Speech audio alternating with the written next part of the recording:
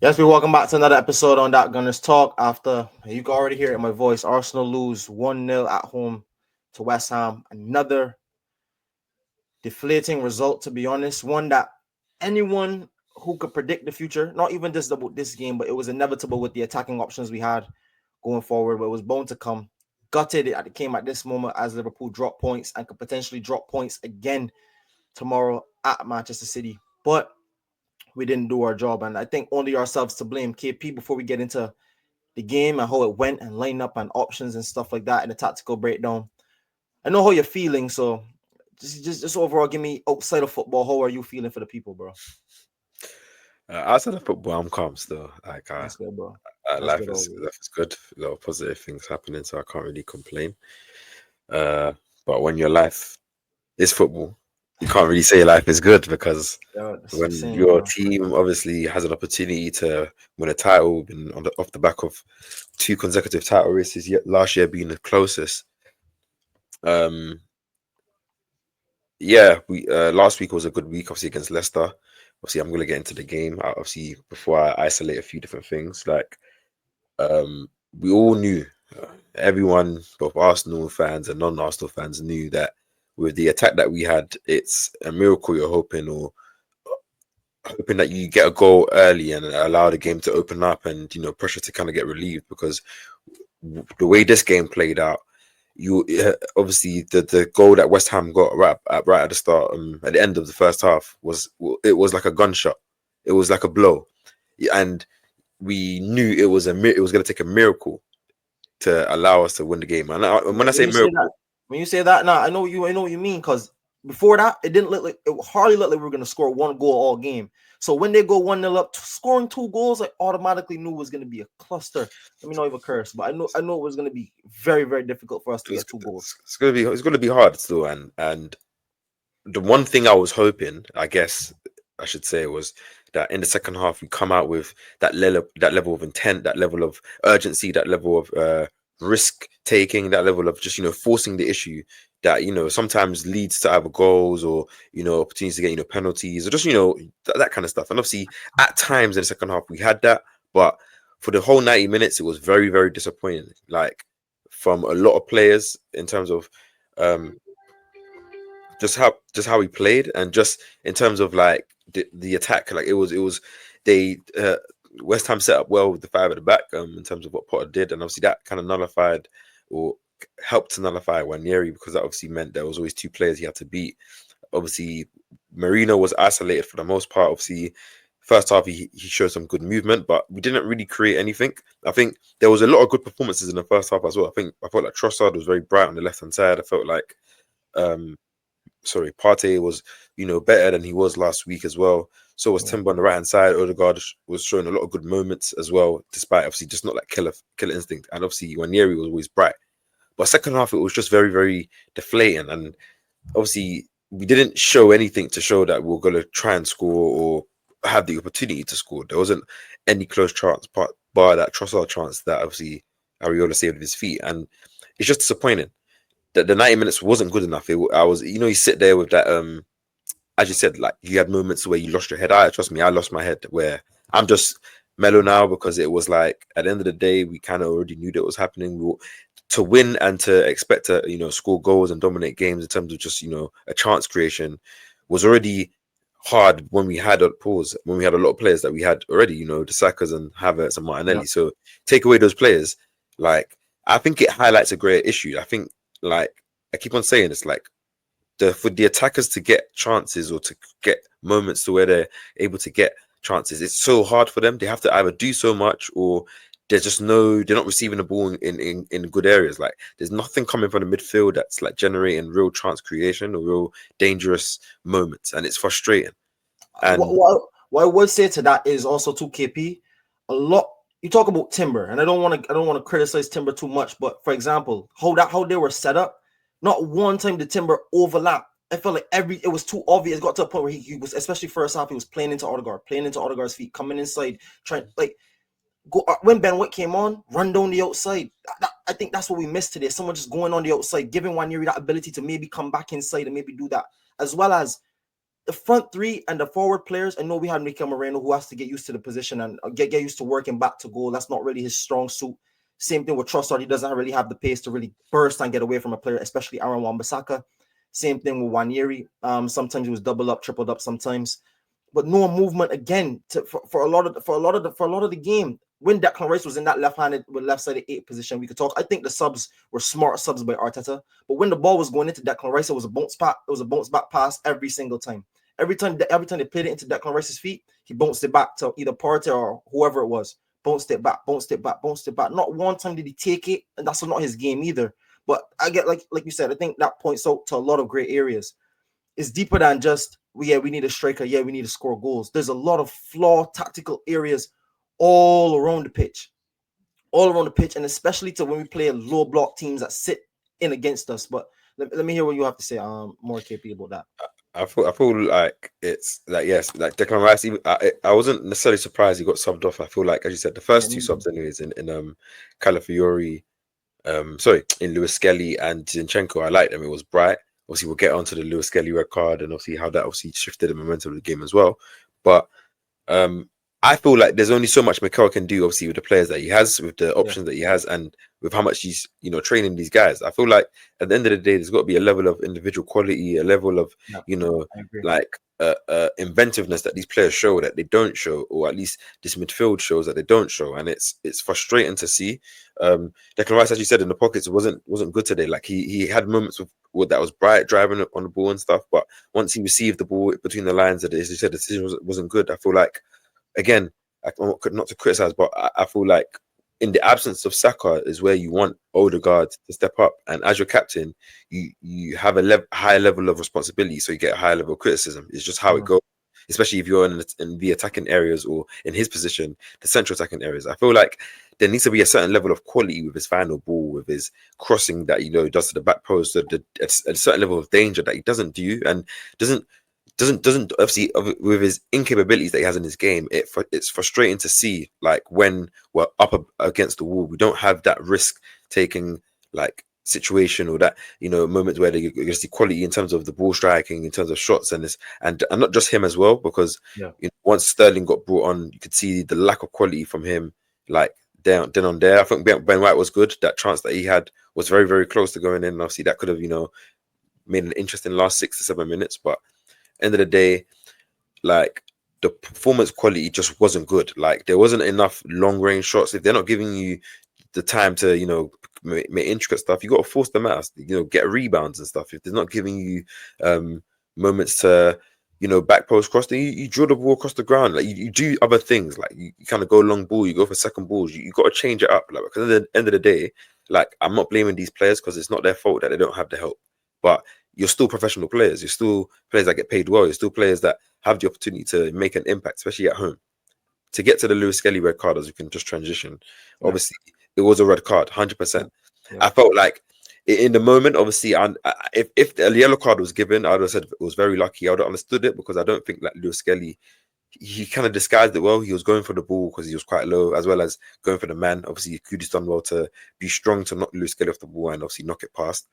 I thought the referee was being a bit nice, obviously giving the Yeah, yellow it card, because was. I thought a red card was coming straight away, and I would Me have too. understood it. I would have argued Raya was backpedaling.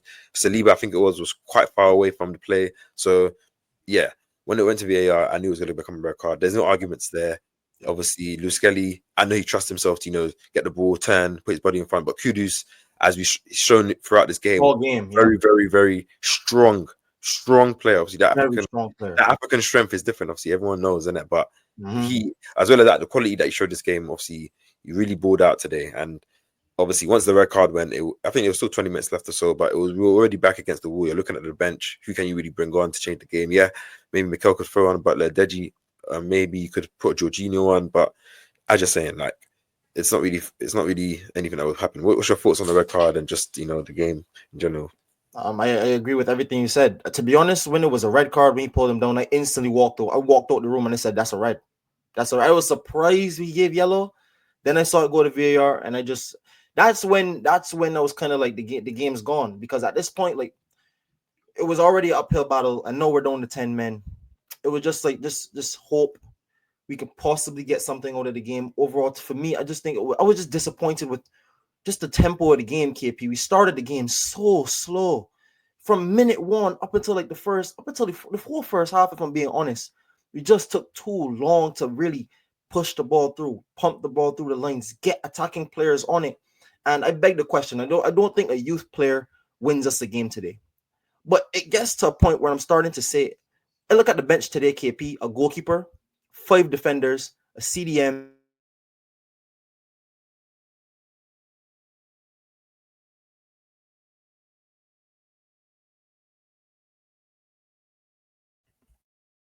A CDM and one attacker is what he's saying basically. Just poor.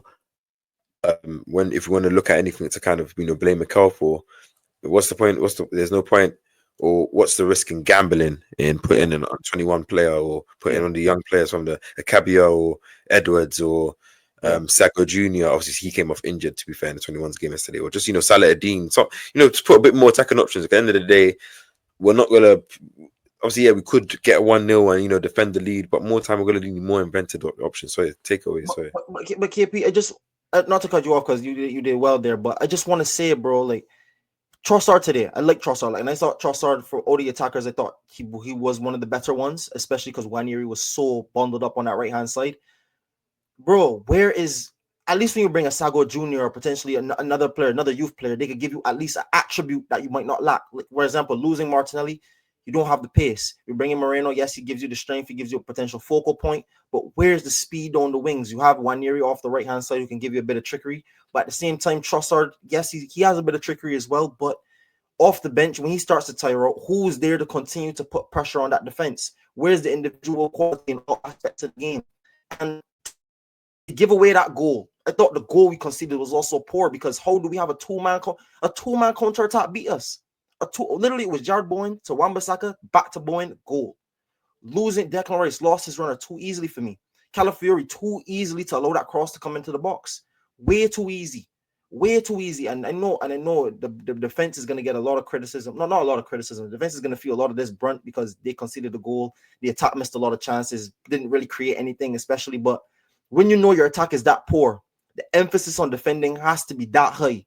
And we lost the game 1-0. West Ham, I didn't think played well either. I mean, yes, they held the ball well, they defended well. Kudos to them. No pun intended, but I mean, like it was overall another poor game where I think another poor goal killed us, and that's the biggest pet peeve for me as a football fan. When the game is tight, when the game is even, and when both teams might not be playing, don't be the team to concede the stupid goal. Don't be the team to concede the goal that you shouldn't be conceding, and that hurt us again today, bro. Absolutely not good enough. Again, but I'll, 8 points is the I'll, gap. I'll Oh, criticize Mikel for not putting on Butler Deji and just going yeah, all out, putting on whatever kind of defenders and yeah, attacking kind of obviously he did putting on Ben White kind of he yeah, was going to bring in the overlapping and obviously taking off Saliba, that maybe that's for resting for midweek and stuff, but that's me nitpicking really. Like I feel like it's sad, and obviously you're going to lead on to saying obviously 8 points. It's looking like the title is all but done. Like I don't expect. I never obviously once we and we'll get onto this. Obviously, the main reason why I didn't mention this anyways during the match analysis because I wanted to kind of point out that this game was poor. It wasn't down to this specific reason that the game was mm-hmm. poor. The players today played poor, everyone all around, and just the level of emphasis, as you're saying, that we didn't show and lack of intent. And I keep on saying this, like, I understand that we play in a controlled manner, but sometimes you got to read the game, you got to read the moment. Like Liverpool drop points midweek.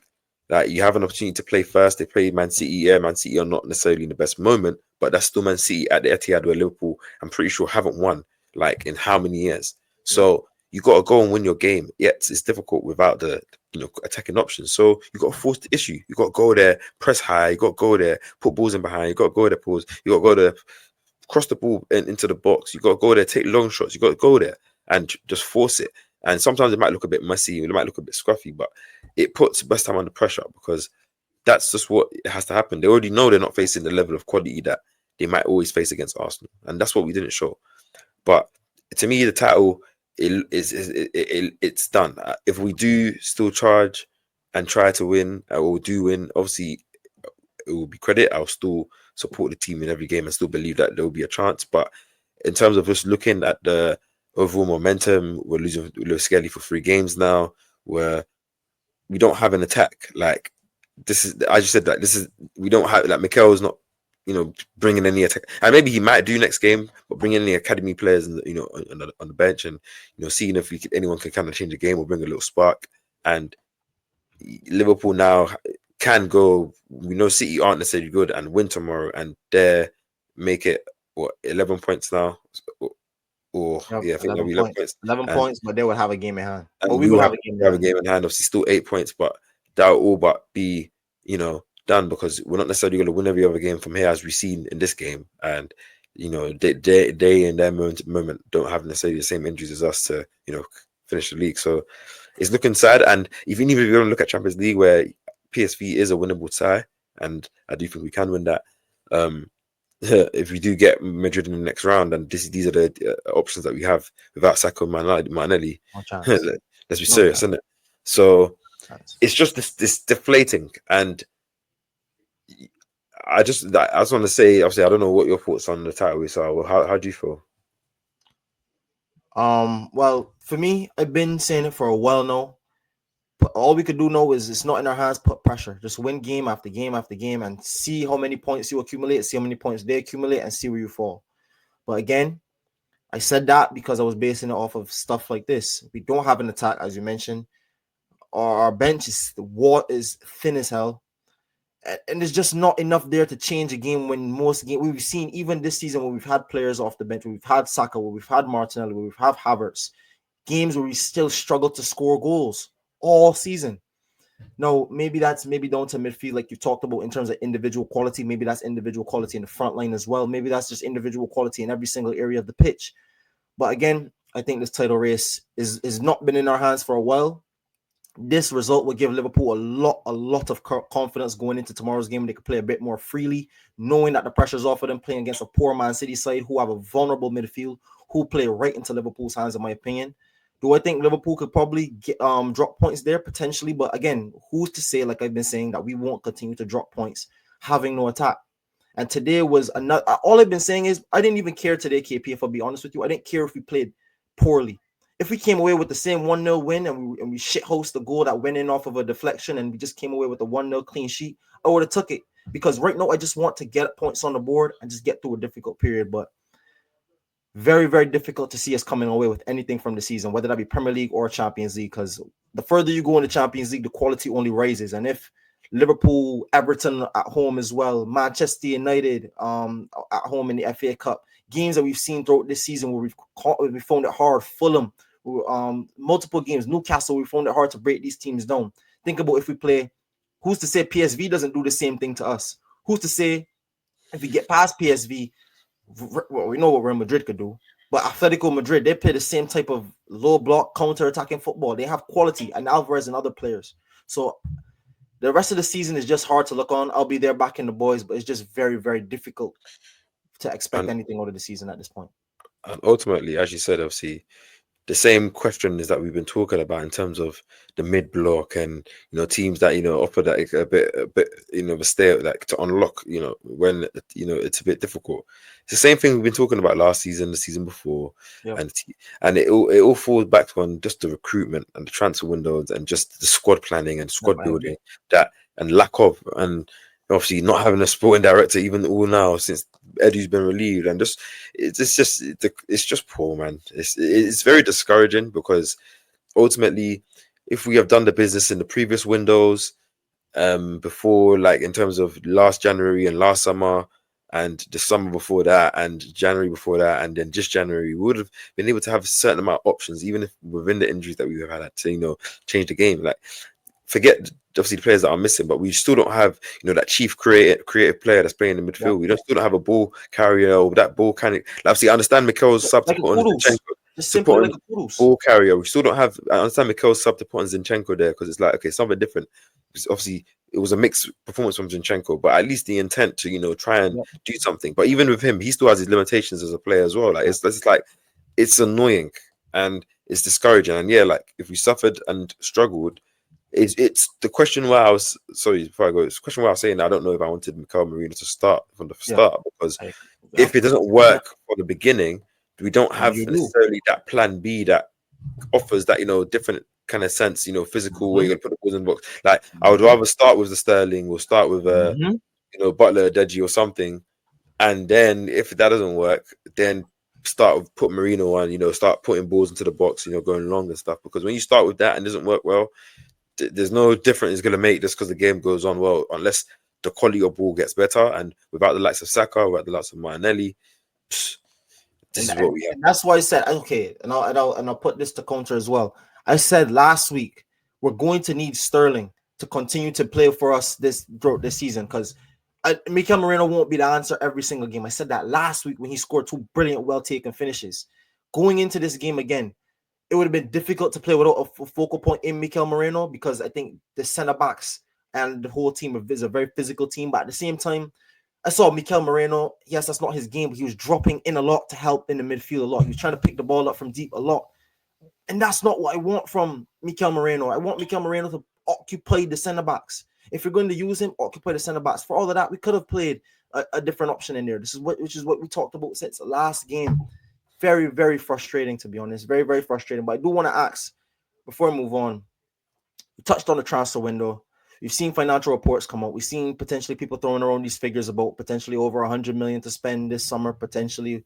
And then maybe without, and that's without player sales. I saw a graphic saying at this rate, KP, what do we need, and what do we need to really take us over the line? Because this is no third season challenging for a title. This season we've regressed due to injuries and due to circumstances. A lot of people will be calling for the manager after this.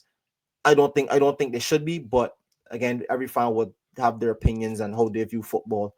I don't think the manager is too much at fault for this. I think this is it's a bigger issue in terms of recruitment. Yes, he's down to that. Yes, he should take definitely some fault in that. But you let me know what you think, KP. Let me know what you think potentially we need because, like I said, title is all but gone at this point. I don't even really want to focus too much on transfer window. I Mm. will say the players what I think we need, but I'm not even going to get into detail because Yeah, yeah, yeah, I don't definitely. even. Who knows if we're going to do it anyways? And I'm tired of getting myself like. Yeah, you mentioned the financial reports and the money, and we're probably going to finish second this season more than likely, and we're gonna get the money there, and we're gonna probably go to the quarterfinals of Champions League, maybe Yeah, face Real Madrid, and get the money there, and we're gonna probably make some sales in the summer. yeah, We're gonna get some big contracts off our books. Yeah, we're gonna make some money there, and we're gonna probably sign a couple of players, but we're not gonna do all that we need. yeah. This is, and that's just why until I see it, there's just no point. We I agree. need we need another left back. Lewis Skelly's a midfielder and a midfield profile that I think will be probably benefit us more with his ability to carry the ball. And I don't feel like we've seen the full showing of Lewis Skelly and his ability Yeah, to carry the ball from deep distances with great ability to play great passes in behind and to such like. We still need a left winger. We still need probably two strikers. Don't know if we'll get that because Havertz is not going to come back anytime soon. I'll tell you that for free. yeah, Havertz is Jesus, and you need two strikers. You need one starting striker, you need a backup striker, and they both have to be of a certain level of quality. You need to get a 10. You need to get an 8. You need to get a 6, maybe 2. Unless you're going to use Lewis Skelly in the midfield, then okay, not 2. You need to get either right centre back or a right back or a player that can do both, so that they can cover for William Saliba and obviously Ben White and Timber, who have both come off the back of injuries that you don't want to risk going into next season. You also, need a backup for Saka. I mean, you could use one yeah, near then. Ranieri will probably stay there, but you don't even want to put the pressure on him because you might want to use him different roles. You need to get. We're not Mm. going to do all of this, man. Yeah, And even if we do it, even if you do, I don't think it's going to be of the quality that we need, that game changing level. Like I would love Arsenal like family for players random, even a player that's not even fitting into that. Get a player like Eze, quiet season this season, I Palace not was to take it, saying, I was and saying you that might get him for 2 pounds, but we won't do it. So there's just no point for me to uh speculate, even yeah. bring up So names. it's just disappointing that we didn't do the business in this January, bringing in one player even. And even if that player plays today, doesn't, we still lose, but he offers us something that we don't have. We don't even have that option. And it's just discouraging. And we've got Nottingham Forest next game, who are going to be tougher than West Ham in terms of They play the the ability same type of style, a to low block block. to block us Yeah, out. And they are better players, and and they that's have in pace on their the ground, counter attack. Yeah, where they now might even be thinking, can they finish second with Arsenal's injuries and stuff, and they having a striker like Chris Wood in good form and other players. So mm-hmm. I'm just very discouraged. Like I'm not like angry. I'm angry, but I'm not like I You're don't need not to punching the anyone. walls angry. You're just I don't, I angry don't, at I don't, I don't. I this have season. Mikel has his fault. I don't blame Mikel here. I blame the club. I blame also the players that played today. And I think we got to reassess the squad in the summer. Like, Yeah, with yeah. all due respect, I feel like if Odegaard wasn't our captain, he would be a player that necessarily could be dropped and could be rotated. And I feel like I don't want him either to be our captain or I want him to potentially be sold in the summer. Not because I don't think he's a good player, just because I think if we can get a better player in that position that can offer us things that can be game winning, that can be goal scoring, Yeah. because this season Saka's been out for how many months now? It's coming up to 3 months now. Including Odegaard, yeah, and including the time he missed before when he had that knee injury and and don't stuff. get me wrong, yeah, I know Odegaard had the ankle injury and he was out for some time, and I know obviously that affects him, and maybe he might still be affecting him now. So I'm not even gonna, flash him. But in the end of the day, that was quite a couple of months ago now. He's been playing a lot of games. He's fit. You're not gonna say he's not fit, and he only has 2 goals and 3 assists in the whole season. That's poor. Mm-hmm. In the moment where you're looking at players, obviously, fam, we have no attackers. This is where your central attacker midfield. This is where your captain steps up, starts to drag things through, starts to score goals, starts to just force the matter. Like he's not that type of player, and he's not showing that intent. And game after game after game, obviously, we're looking at the last game. We're looking at a 17-year-old that was a savior, and I'm not saying Odegaard didn't play well or had well moments, but he's never been the one to be okay. This is like it's, and I'm not just singling him out, but And I know what you're trying to say. I know at the that end of the match day, winning ability. Where has we, the we match winning ability been when you look towards those special players to lead the team forward? and this It's is been how zero so far. I'm seeing it now. Like once I get to the summer, because you talked about this, and I'll swing it back to you. Yep. I'm like we have to reassess the whole squad because we can't enter next season and our starting lineup looks too similar to our starting lineup this season and the season before because these teams Not haven't got showing over the anything. line. Yeah. Yep. So because they haven't gone over the line, I'm not saying you have to make wholesale, 5, 6, 7 changes, but they might have to be 2 to 3, maybe to 4 changes in the starting lineup, maybe, or overall starting lineup that you can say are players of a higher quality that you're going to try and tackle this league with. Because if we still have the likes of Saliba, Saka, Rice next season, which we will, even though they're going into the final, 2 or last year of their contracts, which is dangerous grounds we're playing in, we we need to get them the quality, or if there's no point, because we're going to the state, we're running it back, especially where we can't be running back fully without Havertz, Jesus even, because they're going to be out. Like, I don't know, Steph, man. I'm just discouraged, man. Nah, yeah, and even more discouraging. I'm gonna close it out here, but I'm gonna answer your question quickly before I close it out. I don't know what we do. I definitely think we need to make some wholesale changes, especially to the starting 11 in terms of who comes in, who's playing. I think Yeri has a shout to be playing definitely in central midfield when Saka comes back. I definitely think he deserves that, especially in those pockets of space. I've been saying for a while. I think Declan Rice needs to come out of that pocket of space. I've been saying that.